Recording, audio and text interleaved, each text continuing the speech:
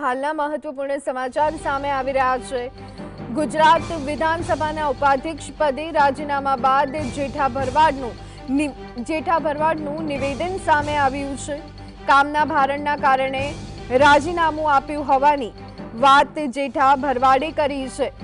સહકારી ક્ષેત્રમાં વધારે કામ કરવાનું થતું હોવાથી રાજીનામું આપ્યું હોવાની વાતનો સ્વીકાર જેઠા ભરવાડે કર્યો છે। રાજીનામા વિશે લોકોને જે કાંઈ બોલવું હોય તે બોલી શકે છે તે નિવેદન પણ જેઠા ભરવાડે આપ્યું છે। તો જેઠા ભરવાડે રાજીનામું આપ્યું છે ત્યારે અનેક અટકળો જોવા મળી રહી છે। તો આ સાથે જ તેઓએ કહ્યું છે કે જેને જે કહેવું હોય તે કહી શકે છે।